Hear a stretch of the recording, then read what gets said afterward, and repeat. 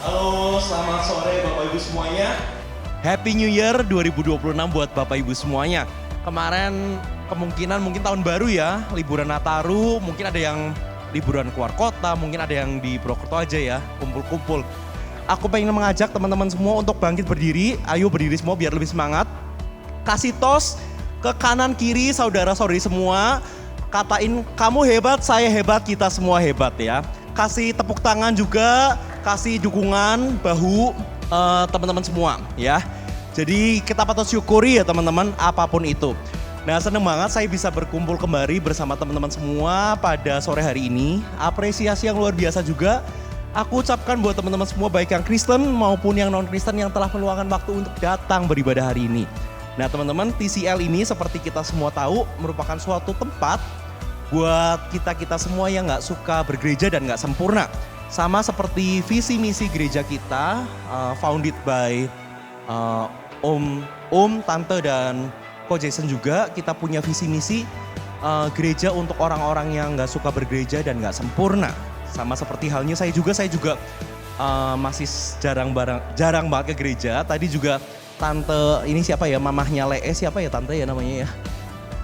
Tadi saya lupa, Tante mau bilang lagi inget gereja ya, wah iya saya, iya ini benar saya sering banget bolos, terus masih jarang banget baca firman Tuhan. Serta semua rekan-rekan kita, baik yang di mimbar, pelayanan ataupun yang di gereja ini, kita semua gak ada yang sempurna teman-teman. Namun kita mau sama-sama terus belajar ya, hari demi hari untuk lebih baik ya. Nah pada sore hari ini kita juga mau seru-seruan nyanyi bareng. Nanti mau menyembah Tuhan, hari ini WL-nya ada Kak Yofi. Biasa ini masih di BCA ya kamu ya? Oke, ini yang mau setor uang ke Kak Yofi nanti. Ini ada Bro Victor, Kak Betty, siapa ya? Oho, Jimmy, dan saya nggak ingat namanya semua. Tapi ini bagian dari TCL Band. Nah, kita mau seru-seruan bareng, nanti yang tahu lagunya bisa nyanyi dengan semangat. Yang belum tahu bisa sama-sama belajar, karena aku percaya praise and worship adalah salah satu cara kita memuliakan nama Tuhan. Selanjutnya kita juga akan mendengarkan renungan firman Tuhan, udah disiapin sama Bro Yaro, yang pastinya sangat memberkati kita semua. Temanya itu kalau nggak salah hari ini tak tergoyahkan teman-teman ya. Nah aku juga penasaran, aku yakin kita semua juga penasaran. Kita mau sama-sama belajar, mari siapkan hati, pikiran, serta catatan kita semua. Karena aku yakin pesan firman Tuhan hari ini bakal memiliki pesan secara pribadi buat masing-masing dari kita semua. Oke teman-teman, tanpa perlu berlama-lama lagi, yuk please welcome TCL Band.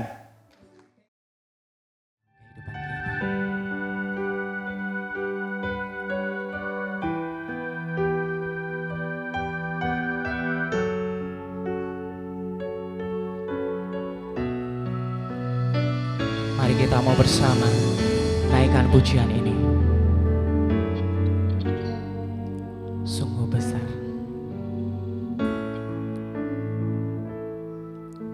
Sungguh besar setiamu, kau nyatakan bagiku. Kau Bapa yang selalu mengerti isi hatiku.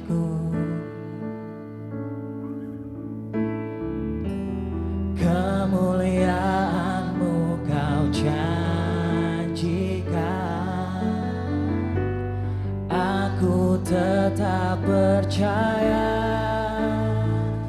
Ku percaya janji-Mu ajaib, terukir dalam kehidupanku. Ku berserah di dalam kekuatan-Mu. Ku percaya.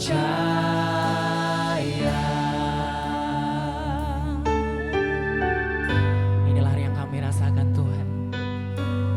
Mari bersama nyatakan, sungguh besar. Sungguh besar setiamu, kau nyatakan bagiku.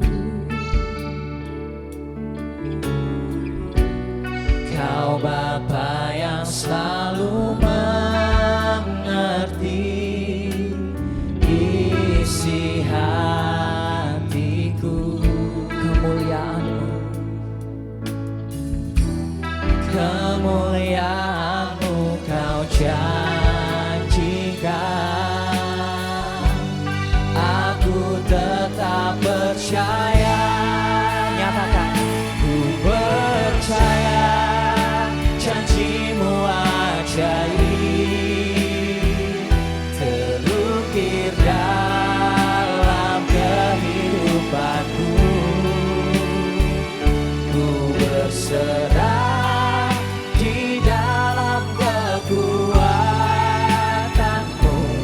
Hanya Kau segalanya bagiku.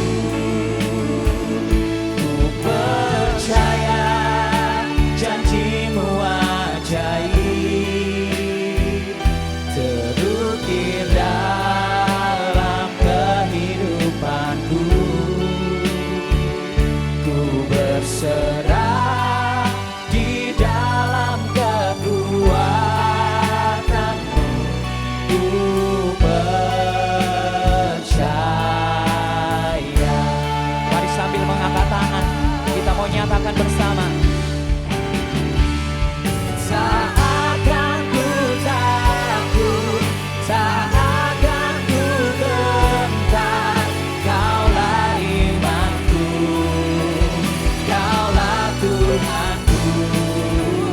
Tak akan ku ragukan kebaikanmu di hidupku.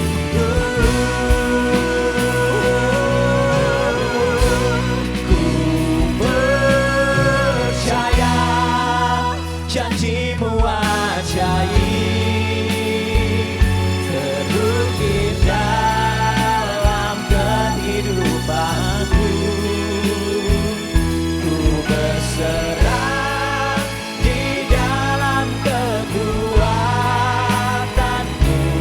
Hanya Kau segalanya bagiku.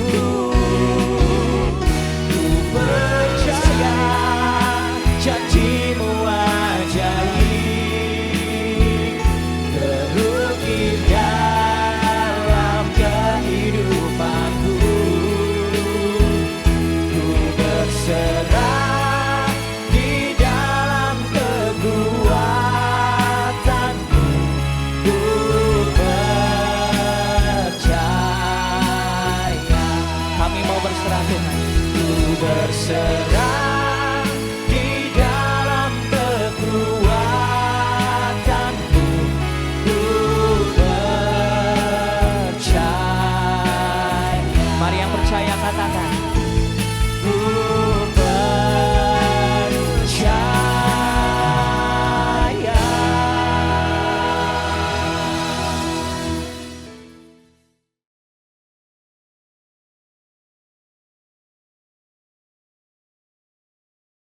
Selamat sore Bapak Ibu Saudara sekalian.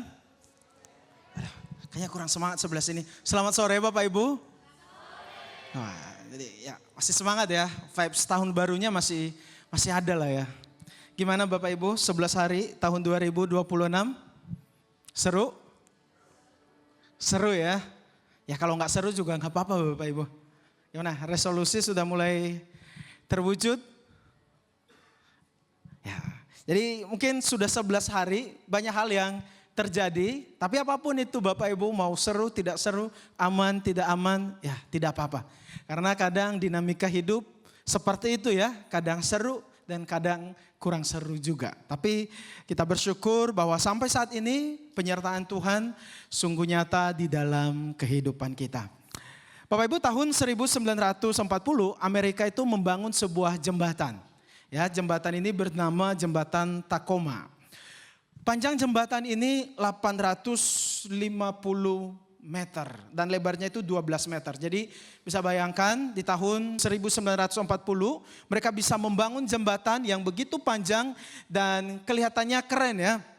Nah, jembatan ini digadang-gadang pada saat itu sebagai salah satu jembatan terbaik modern, salah satu mahakarya dari para arsitek di tahun sekian ya. Dan para arsitek ini berani mengklaim bahwa jembatan ini pasti aman. Dan ternyata memang benar Bapak Ibu, jembatan ini aman. Dia berfungsi dengan baik, lalu lintas berjalan lancar melewati jembatan ini. Bahkan menarik minat wisatawan lokal untuk berkunjung ke daerah yang ada jembatan ini. Jadi itu menambah pendapatan masyarakat yang ada di sekitar itu. Tetapi Bapak Ibu setelah 4 bulan jembatan ini akhirnya ambruk. Jembatan ini roboh bukan karena badai atau gempa yang luar biasa menghantam jembatan ini. Tetapi ternyata gara-gara tiupan angin biasa Bapak Ibu. Jadi belakangan para arsitek ini baru menyadari bahwa dalam pembuatan jembatan ini mereka itu tidak memperhatikan dampak dari angin biasa yang meniup jembatan ini.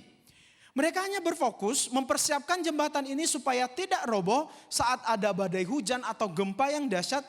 Bagaimana supaya jembatan ini tidak roboh. Jadi mereka hanya berfokus mempersiapkan jembatan itu menghadapi badai yang besar.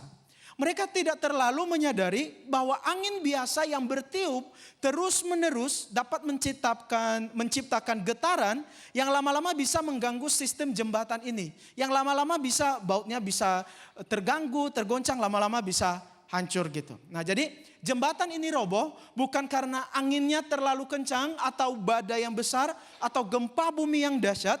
Tapi jembatan ini roboh karena dia tidak siap menghadapi tekanan-tekanan kecil yang datang tapi terus-menerus.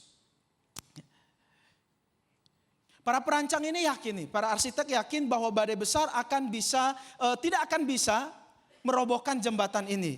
Dan mungkin benar ya bahwa angin besar, gempa dan lain sebagainya tidak akan membuat jembatan ini roboh. Tetapi sekali lagi mereka lupa bahwa tiupan angin biasa yang bertiup pelan tapi berulang dapat menghancurkan jembatan ini. Bapak Ibu Saudara sekalian, dalam menjalani hidup kadang kita punya pemahaman seperti para arsitek ini ya. Kita berpikir bahwa persiapan kita untuk menjalani hidup ini sudah cukup. Kita sudah sudah mempersiapkan diri kita untuk menghadapi badai kehidupan ini. Apalagi kalau tahun baru ya, biasanya rasa optimisnya kita itu naik 1000%. Kita merasa kita lebih siap menghadapi tahun yang baru. Kita merasa kita cukup kuat menghadapi badai yang akan datang di tahun ini. Saya pasti sanggup bertahan. Kita merasa lebih siap, lebih kuat menghadapinya. Tapi sebenarnya ini baik-baik saja Bapak Ibu, tidak masalah. Karena setiap kita punya hak untuk bermimpi gitu ya. Tetapi karena kita terlalu berfokus pada gangguan-gangguan besar, akhirnya kita mengabaikan gangguan-gangguan kecil, gangguan-gangguan biasa yang sudah terjadi selama ini, tapi lupa kita bereskan. Memang ya mungkin kita bisa menghadapi badai yang begitu besar sewaktu-waktu datang. Tetapi ternyata Bapak Ibu, banyak orang yang gagal karena angin biasa yang tidak diantisipasi. Karena gangguan-gangguan kecil yang tidak diantisipasi selama ini. Hari-hari yang diisi dengan rutinitas yang melelahkan, mungkin dengan segala rutinitas pekerjaan, relasi yang mungkin biasa-biasa saja, akhirnya membuat ia lelah, tetapi tidak pernah dibicarakan. Hanya dipendam saja, hanya dipikul sendiri rasa lelah yang dialami, dan lama-lama itu juga bisa menghancurkan. Relasi yang suam-suam kuku, tidak ada masalah yang begitu besar, tidak ada pertengkaran yang begitu besar, tetapi tidak ada kehangatan juga. Tidak ada relasi yang begitu personal dengan pasangan, dengan anak, dengan orang tua. Tetapi tidak pernah dibicarakan.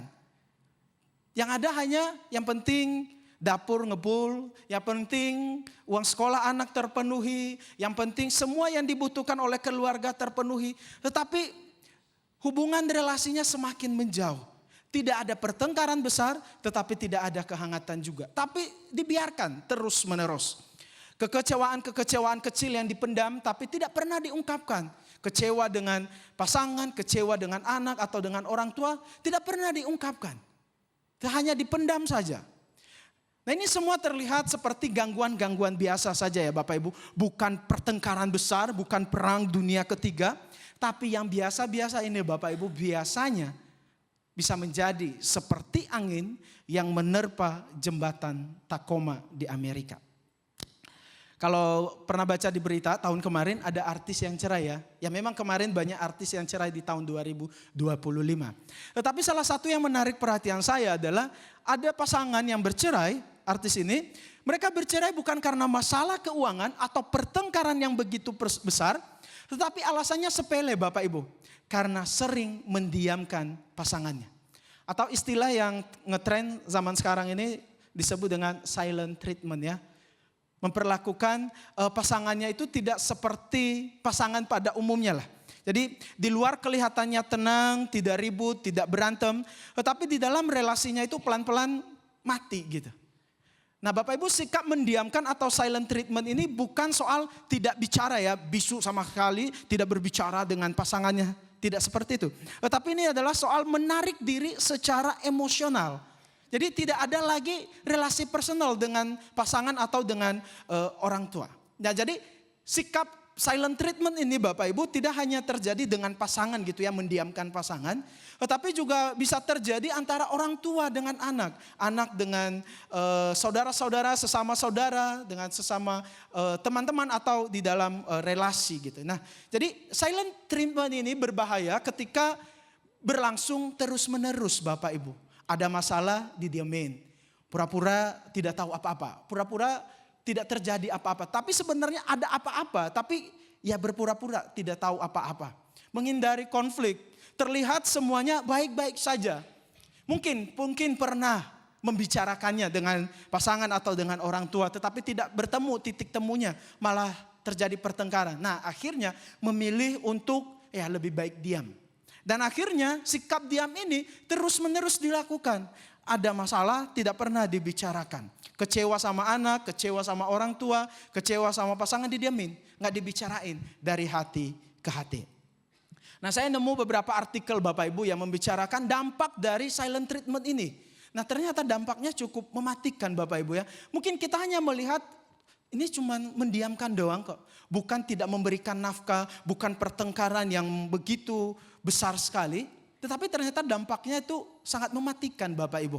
Ya tadi contohnya ya artis yang cerai itu ya. Gara-gara ya itu pasangannya mendiamkan dia, pulang ke rumah, diam, tidur, main games. Tidak ada obrolan sama sekali, tidak ada obrolan dari hati ke hati gitu. Nah jadi bisa seperti itu.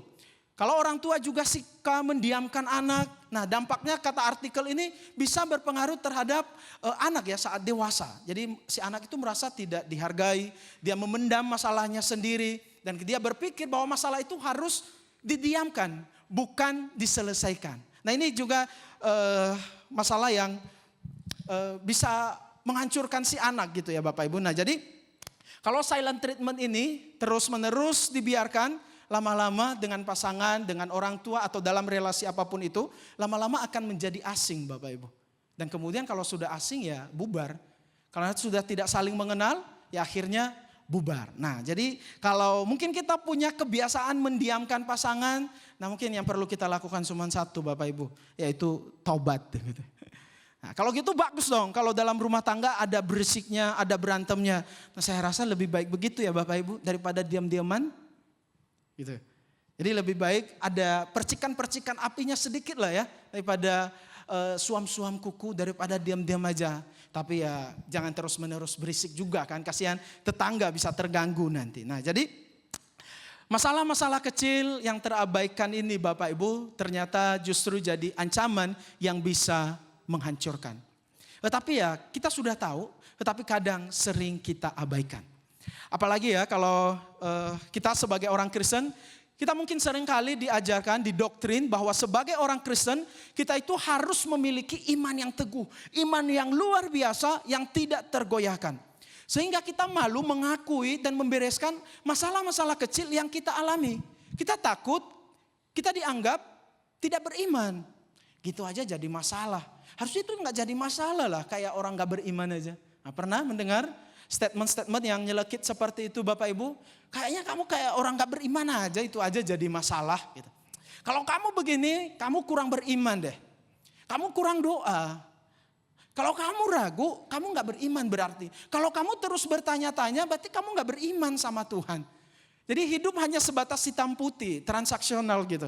Kalau kamu berhasil itu karena kamu banyak doa. Kalau kamu gak sukses, kamu gak berdoa sama Tuhan, gak doa banyak sama Tuhan. Kalau kamu sakit itu karena dosa kamu. Nah saya sebut ini spiritual abuse Bapak Ibu. Kita sering di-abuse dengan pemahaman yang seperti ini. Keraguan yang kita alami atau masalah yang kita alami, kelelahan yang kita rasakan itu dianggap tidak beriman. Dianggap kurang doa, dianggap kurang taat. Kalau kamu ragu sama Tuhan, berarti kamu gak beriman. Kalau kamu tidak berhasil, kamu gak sungguh-sungguh berdoa. Tapi kalau dipikir-pikir ya Bapak Ibu, kita kurang doa apa coba? Doa di rumah, doa di gereja, ikut persekutuan di gereja, ikut persekutuan doa di gereja. Bahkan mungkin ada yang ikut jaringan doa online. Tapi tetap aja kan, yang dapat banyak berkatnya siapa? Tetangga sebelah kan. Jadi kita kurang doa apa coba? Bahkan seringkali permasalahan, sakit apapun, pergumulan yang kita alami, kadang sering sekali dikaitkan dengan dosa. Padahal kan tidak selalu seperti itu ya. Tidak taat berarti banyak pergumulan, banyak masalah. Tapi kalau boleh jujur lihat dalam Alkitab Ayub ya. Dia kurang taat apa coba sama Tuhan? Dia adalah salah satu mungkin dari sekian banyak kita di dunia ini yang dipuji sama Tuhan ketaatannya kan. Dia begitu taat sama Tuhan. Tapi coba lihat, cobaannya berat banget.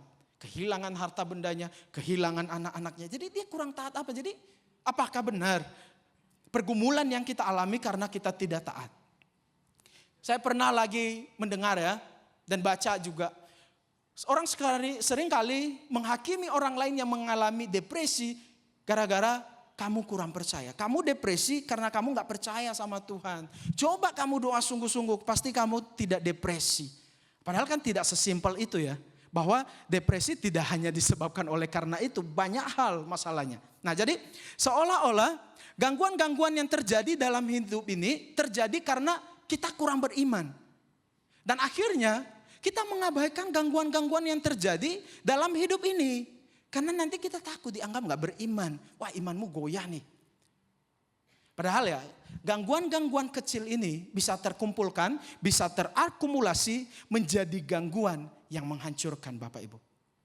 Kenapa? Karena pada akhirnya kita akan mengalami keletihan, kita lelah. Kenapa? Karena kita malu kan menunjukkan kebingungan kita, keresahan kita. Dan kemudian kita juga bingung bagaimana membereskannya karena cuman kita pendam selama ini. Kita dipaksa untuk terlihat kuat, kita dipaksa untuk terlihat beriman. Dipaksa menyingkirkan segala kebingungan-kebingungan yang sebenarnya itu berasal dari hati kita yang memang jujur lagi benar-benar bingung gitu. Dan kemudian kita mulai belajar untuk berpura-pura kuat, jangan ragu, jangan terlihat lemah, jangan goyah. Nah yang terjadi bukan iman kita semakin kokoh Bapak Ibu, melainkan iman kita justru semakin tertekan. Nah Bapak Ibu ini saya sebut bukan iman yang tidak goyah, tetapi iman yang dipaksa diam, iman yang dibungkam. Dan iman yang dipaksa diam ini tidak runtuh seketika memang. Ya kelihatan baik-baik saja di luar, tetapi dari dalam pelan-pelan retak. Di luar tampak begitu kokoh, tetapi di dalamnya penuh dengan rasa bersalah, penuh dengan kemarahan, penuh dengan kekecewaan. Dan kemudian pelan-pelan menghancurkan seperti bom waktu. Lalu apa artinya kalau begitu memiliki iman yang tidak tergoyahkan? Apakah artinya berarti iman itu selalu on fire, selalu menyala terus gitu? Atau tidak pernah gagal? Ternyata tidak juga Bapak Ibu. Kenapa? Karena kalau kita melihat misalnya ya, orang-orang yang dipakai Tuhan luar biasa di dalam Alkitab. Ternyata mereka adalah orang-orang yang imannya itu ternyata tidak selalu stabil. Bahkan bertumbuhnya itu tidak selalu bertumbuh naik gitu, grafik pertumbuhan imannya gitu. Tetapi malah sering goyah, takut, bahkan gagal gitu. Tetapi anehnya mereka justru dicatat sebagai pahlawan iman. Nah lalu apa artinya memiliki iman yang tidak tergoyahkan kalau begitu? Nah kita lihat apa yang dikatakan oleh pemazmur di dalam salah satu nyanyiannya Bapak Ibu. Yaitu di dalam Mazmur 125.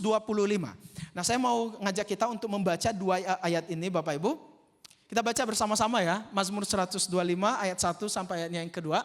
1, 2, 3. Orang-orang yang percaya kepada Tuhan seperti gunung Sion yang tidak goyang, yang tetap untuk selama-lamanya. Yerusalem, gunung-gunung sekelilingnya, demikianlah Tuhan sekeliling umatnya. Dari sekarang sampai selama-lamanya. Oke, terima kasih Bapak Ibu. Mazmur yang kita bacakan ini adalah merupakan sebuah lagu yang biasa dinyanyikan oleh umat Israel Bapak Ibu saat melakukan ziarah ke Yerusalem. Jadi mereka itu kan udah terpencar kemana-mana ya. Misalnya kalau di Indonesia ya terpencar ke Sumatera, ke Kalimantan, kemana-mana gitu. Nah minimal setahun sekali mereka itu harus ke Yerusalem untuk beribadah.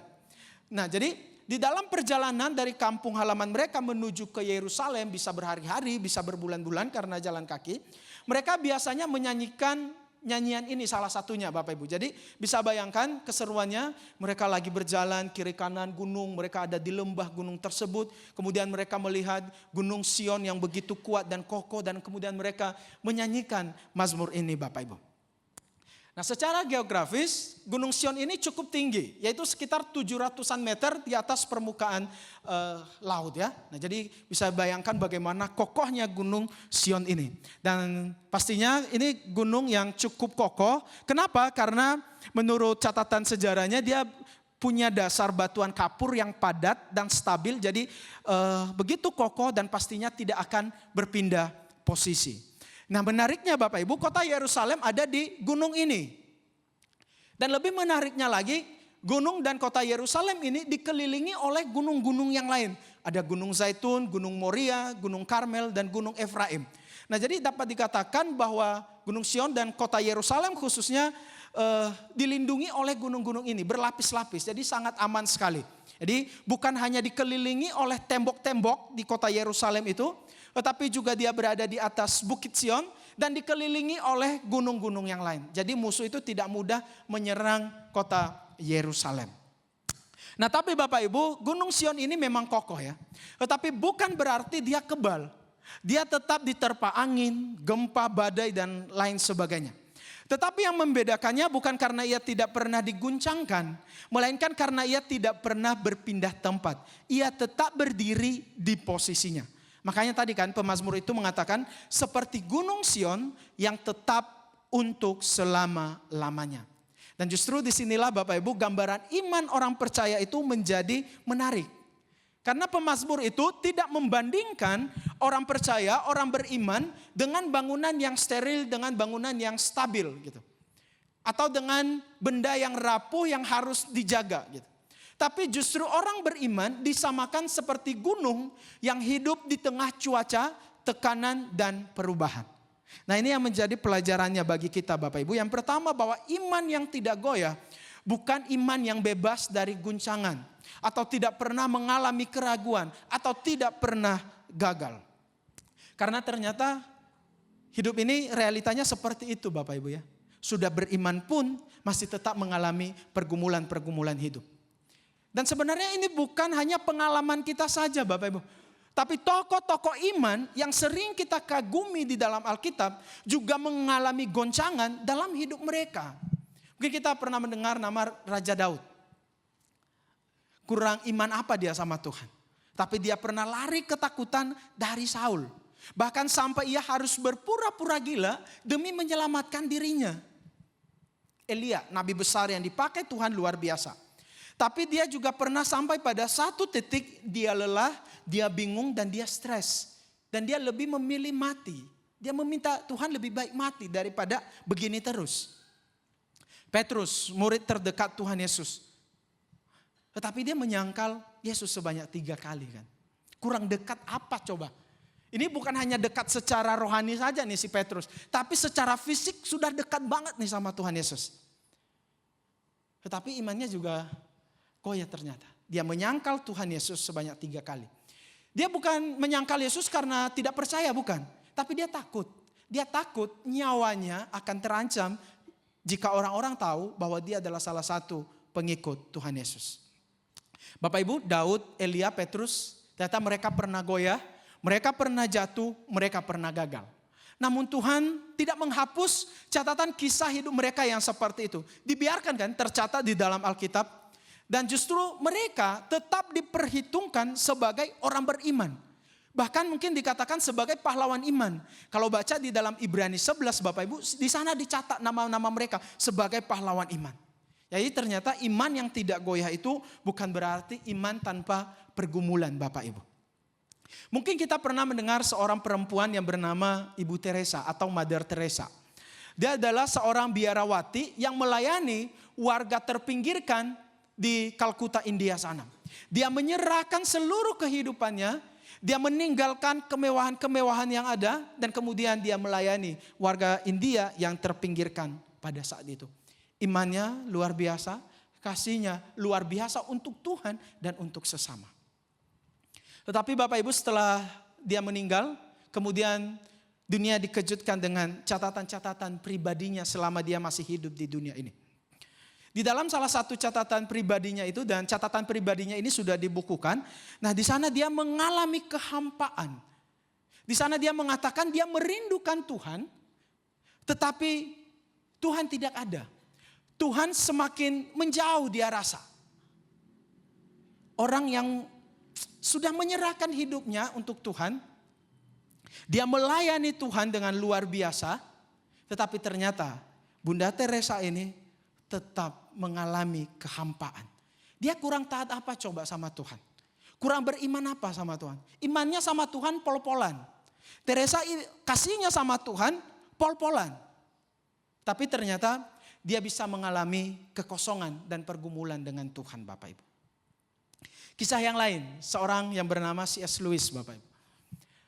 Dia ini adalah seorang penulis buku rohani Kristen terkenal. Bahkan dia disebut sebagai pembela iman Kristen. Dan bukunya itu memang banyak memberkati orang, Bapak Ibu. Memperjuangkan iman kekristenan. Bahkan sudah difilmkan bukunya, salah satunya itu film Narnia, kalau Bapak Ibu pernah nonton filmnya gitu. Tetapi kemudian dia kehilangan istrinya gara-gara kanker, Bapak Ibu. Dan di dalam masa-masa grievingnya itu, masa-masa berdukanya itu, dia menulis di dalam buku tentang kedukaannya. Di mana Tuhan saat saya paling membutuhkan. Seorang yang mendedikasikan hidupnya untuk Tuhan juga ternyata bisa meragukan dan mempertanyakan Tuhan dalam hidupnya. Semua kisah ini Bapak Ibu mengingatkan kita semua bahwa iman yang tidak goyah bukan iman yang kebal terhadap goncangan. Karena orang beriman pun tetap merasa lelah, takut, bahkan ragu. Jadi jangan mudah menghakimi sesama yang kelihatannya dia sedang mengalami pergumulan. Atau dia sedang bertanya-tanya tentang apapun yang terjadi dalam hidupnya. Jangan pernah menghakimi, jangan cepat-cepat mengatakan bahwa itu dia alami gara-gara dia kurang beriman. Itu dia alami gara-gara dia gak taat sama Tuhan. Karena ternyata tidak selalu seperti itu. Nah lalu kalau begitu apa maksud pemazmur ketika ia mengatakan orang percaya tidak goyah seperti gunung Sion. Nah ini yang kedua Bapak Ibu. Iman yang tidak goyah adalah iman yang tetap bertahan dalam Tuhan meskipun mengalami goncangan dan keraguan. Layaknya gunung Sion tadi, dia tetap berada pada posisinya meskipun diterpa angin badai. Tadi kan tokoh-tokoh iman yang saya ceritakan itu dan juga tokoh-tokoh kekristenan yang lain ya kayak Bunda Teresa, C.S. Lewis, mereka juga hidupnya kan gak mulus nih. Mereka diterpa oleh banyak hal, keraguan, ketakutan, keletihan batin mereka. Tetapi yang membuat mereka berbeda Bapak Ibu bukan karena mereka lebih kuat dari kita, bukan karena mereka lebih beriman dibanding kita, tetapi yang membedakannya itu adalah sederhana saja. Mereka memilih tinggal di dalam Tuhan. Mereka tidak memindahkan sandaran hidup mereka di tengah keraguan yang mereka alami. Mereka tidak lari dan meninggalkan Tuhan, tetapi mereka justru tetap tinggal dan tetap percaya pada Tuhan. Meskipun mereka lelah secara batin, mereka ragu, bahkan mungkin mereka mengalami ketakutan. Melalui Mazmur 125 ini kita diajak untuk mengoreksi kembali bagaimana kita memahami iman yang tidak digoyahkan ini. Pemazmur berkata, orang-orang yang percaya kepada Tuhan adalah seperti gunung Sion yang tidak goyang, yang tetap untuk selama-lamanya. Gunung meskipun diterpa angin, badai datang, gempa yang dahsyat datang, tetapi ia tidak berpindah posisi. Ia tetap bertahan di tempatnya. Nah disinilah makna iman yang tidak tergoyahkan itu kita renungkan Bapak Ibu. Bahwa orang beriman bisa diguncang, bisa mengalami kelelahan, bisa takut, bisa ragu, bisa jatuh dan gagal. Tetapi meskipun ia mengalami semuanya itu, ia tetap bertahan dan tetap tinggal. Dia tidak mengganti sandaran hidupnya, dia tidak mencari pegangan yang lain, namun tetap percaya pada Tuhan. Nah kabar baiknya adalah Tuhan tidak pernah menjanjikan hidup yang tanpa celah, iman yang selalu kuat, iman yang selalu utuh, tidak pernah retak. Tuhan tidak pernah menjanjikan itu Bapak Ibu. Tetapi yang Tuhan janjikan adalah hadiratnya yang selalu ada mengelilingi. Bahkan ketika kita sedang gemetar di dalamnya. Pemazmur memakai gambaran kota Yerusalem bukan tanpa alasan Bapak Ibu. Secara geografis, Yerusalem itu berdiri di dataran tinggi dan dikelilingi oleh gunung-gunung yang lain. Ada 4 gunung yang mengelilingi kota Yerusalem. Nah jadi ini bukan kota yang bebas ancaman, tetapi kota yang dilindungi dari segala arah. Ada 4 gunung yang mengelilingi kota Yerusalem ini. Sehingga musuh itu tidak bisa mudah masuk untuk menaklukkan kota Yerusalem ini. Mereka harus nanjak dulu, melewati gunung yang begitu tinggi, kemudian menuruni lembah yang curam, kemudian naik lagi ke atas Gunung Sion untuk bisa menaklukkan kota Yerusalem. Jadi di jalan udah lelah duluan. Ya kalau sudah lelah duluan pasti ketika berperang ya kalah gitu. Jadi tidak mudah musuh masuk menyerang kota Yerusalem. Nah jadi gambaran ini yang pemazmur pakai ketika ia berkata, orang percaya itu seperti gunung-gunung yang mengelilingi Yerusalem, demikianlah Tuhan mengelilingi umatnya. Artinya Bapak Ibu, Tuhan tidak berdiri jauh, tetapi ia ada di sekeliling kita. Ada di belakang, di kanan kiri kita, di depan kita, ia hadir di sana. Dan hamba Tuhan yang bernama Charles Spurgeon, dia adalah hamba Tuhan berkebangsaan Inggris di abad ke-19.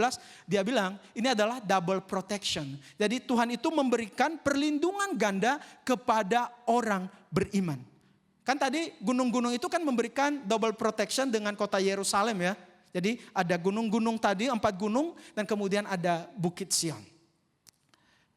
Jadi kalau kita diberikan double protection sama Tuhan, saya rasa kita mungkin jauh lebih aman ya Bapak Ibu. Di HP kita itu kita biasa memberikan double protection ya. Udah PIN, pola, kemudian masuk ke WA, masuk ke medsos, pakai PIN lagi, pakai password lagi. Karena kita merasa kalau double protection ini lebih aman gitu. Nah ini gambarannya Bapak Ibu. Tuhan memberikan perlindungan ganda kepada kita. Perlindungannya bukan hanya kokoh, tidak tergoyahkan, tetapi juga dia melindungi kita. Dan perlindungan daripada Tuhan yang mengelilingi kita itu bukan hanya sementara, tetapi sekarang dan sampai selama-lamanya. Artinya tetap, bukan hanya saat ini saja, bukan hanya saat kita baik-baik saja, bukan hanya saat iman kita lagi menggebu-gebunya sama Tuhan kita dilindungi, tidak. Tetapi juga saat kita lagi down, dia hadir mengelilingi kita. Tetapi Bapak Ibu, dilindungi Tuhan bukan berarti juga hidup kita bebas dari gangguan ya. Mungkin di tahun 2026 ini salah satu resolusi kita itu adalah memiliki hidup yang lebih baik, mulus, bebas tanpa hambatan, seperti jalan tol gitu. Tapi jalan tol aja kalau lagi musimnya juga macetnya luar biasa gitu ya. Nah tapi sebenarnya tidak apa-apa, kita punya resolusi yang seperti ini. Tetapi juga kita harus siap untuk menghadapi bahwa resolusi yang kita buat terkadang mungkin tidak semuanya terwujud gitu. Bahkan mungkin ada resolusi di tahun 2026 ini yang ternyata dia adalah resolusi di tahun 2020 kan. Dan itu artinya menunjukkan bahwa ada hal-hal yang kita impikan dalam hidup ini yang ternyata juga tidak selalu terwujud gitu. Nah jadi gangguannya tetap ada, masalahnya tetap ada, tetapi satu yang pasti, hadirat Tuhan yang mengelilingi kita, menemani kita. Perlindungan Tuhan membuat gangguan itu tidak berkuasa. Dia tidak bisa lagi datang sembarangan. Ibaratnya rumah berpagar Bapak Ibu. Pencuri kan masih ada di luar sana tuh berkeliaran. Tapi dia tidak mudah masuk ke dalam rumah. Atau seperti HP kita. Yang kita kasih antivirus, kita kasih perlindungan, kita kasih segala macam supaya virus itu yang memang virus ada gitu. Tetapi dia tidak mudah menembus sistem gadget kita. Nah ini gambaran yang dipakai pemazmur. Ketika dia berkata bahwa ya orang percaya, orang yang beriman ya seperti kota Yerusalem yang dikelilingi oleh gunung-gunung tadi. Tetapi tidak membuat kota Yerusalem kebal terhadap ancaman musuh. Tetapi membuat serangan musuh itu tidak mudah masuk. Mereka harus naik dulu, turun lembah dulu, melewati batas-batas yang ada, mereka baru bisa masuk. Begitu juga dengan hidup kita Bapak Ibu. Tuhan tidak menjanjikan hidup tanpa masalah, tetapi dia menjadi bukit pengaman di sekitar kita. Bapak Ibu, saat pergumulan-pergumulan menghampiri hidup kita, saat PHK datang, saat sakit tidak kunjung sembuh, saat konflik keluarga kita tidak kunjung membaik, saat badai hidup ini mengamuk, Tuhan tidak pergi Bapak Ibu. Dia ada, dia memimpin jalan, dia hadir menemani kita, memberikan ketenangan, memberikan damai sejahtera di tengah situasi ini. Bapak Ibu mungkin pernah ada di satu fase hidup yang berat. Tapi entah kenapa masih bertahan. Pernah nggak mengalami seperti itu? Masalahnya masih ada nih.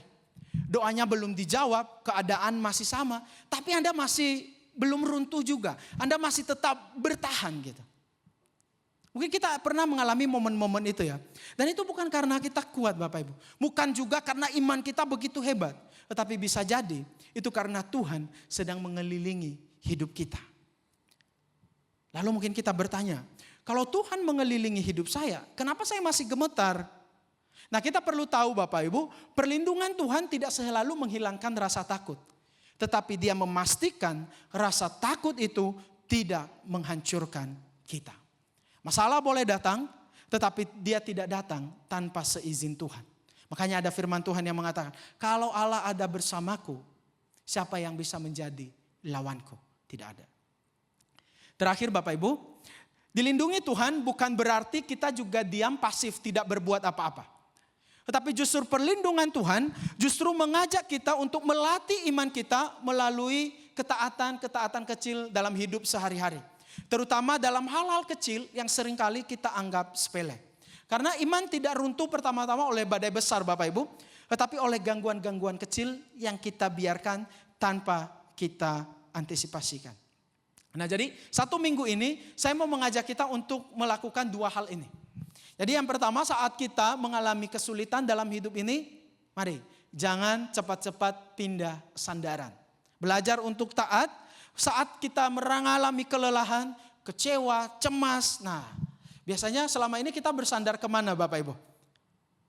Ke marah kita atau mendiamkan atau menyalahkan diri sendiri atau ada pelarian lain yang hanya Bapak Ibu yang tahu? Atau langsung ganti Tuhan, kecewa langsung ganti Tuhan. Gitu. Nah minggu ini jangan ganti sandaran.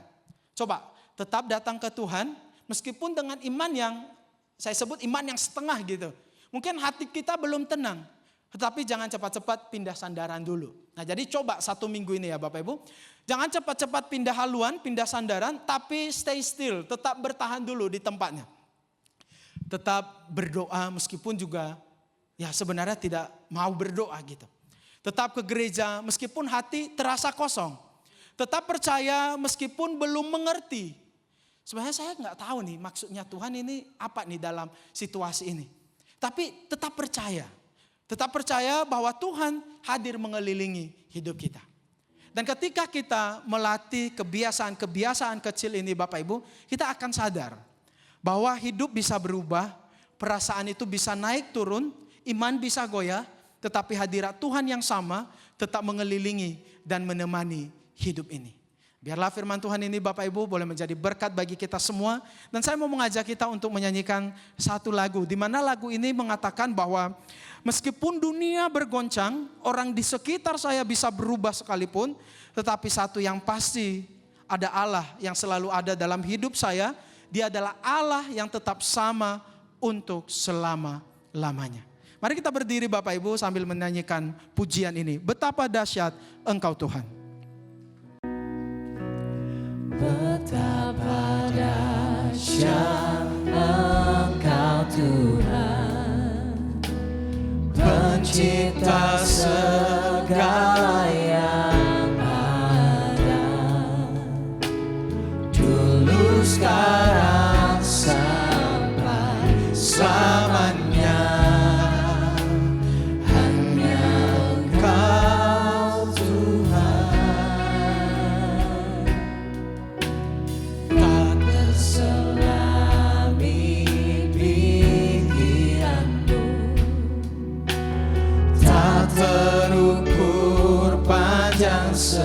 setiamu, dulu sekarang sampai selamanya.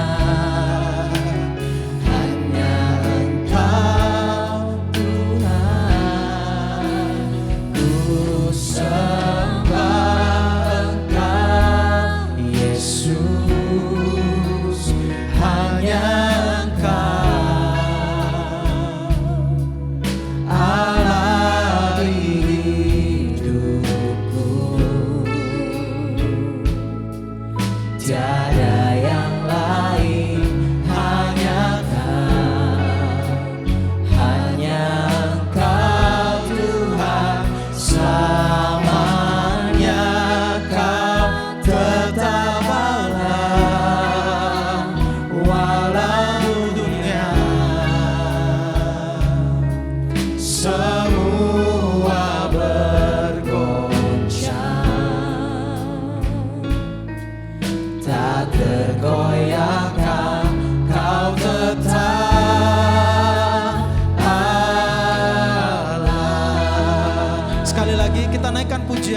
tak terselami pikiranmu Tuhan. Tak terselami pikiranmu, tak terukur panjang setiamu, dulu sekarang sampai selamanya. Hanya Engkau Tuhan. Mari kita menyembah Tuhan. Sembah Engkau Yesus, hanya Engkau Allah hidupku. Tiada yang lain Tuhan, hanya Engkau saja. Tiada yang lain, hanya Kau, hanya Engkau Tuhan. Selamanya Kau tetap Allah. Walau dunia bergoncang, Walau dunia tidak akan tergoyahkan, Engkau tetap Allah. semua bergoncang,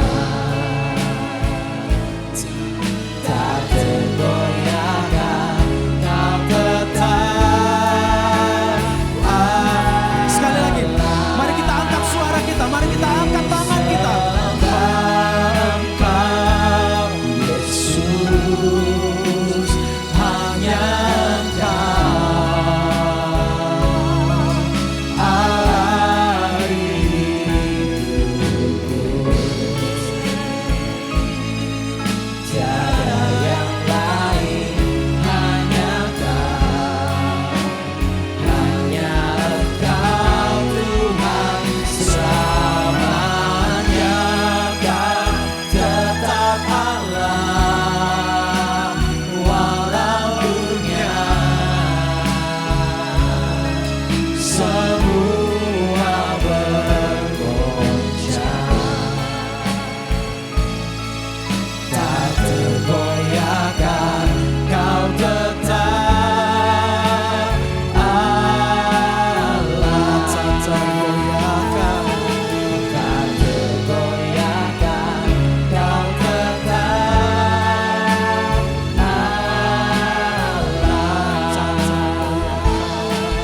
Tak tergoyahkan, Kau Allah.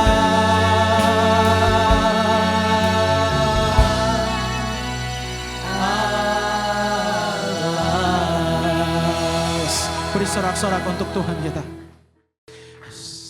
Ini pernyataan iman kami di hadapan-Mu Tuhan. Kami mengaku percaya bahwa Engkau adalah Allah yang tetap sama dulu, sekarang, dan selama-lamanya. Terima kasih Tuhan, Engkau selalu hadir dalam hidup kami. Terima kasih atas penyertaan-Mu yang selalu ada di dalam setiap musim kehidupan kami. Dan kami percaya Engkau juga ke depannya tidak akan pernah meninggalkan kami. Engkau selalu hadir dalam hidup kami.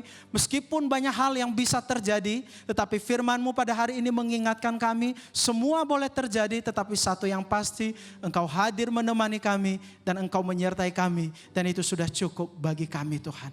Terima kasih Tuhan, biarlah kami juga terus belajar percaya dan berserah kepadamu. Terima kasih Tuhan, terima kasih. Inilah doa dan permohonan kami dalam nama Tuhan Yesus Kristus, Juru Selamat kami sudah berdoa. Amin.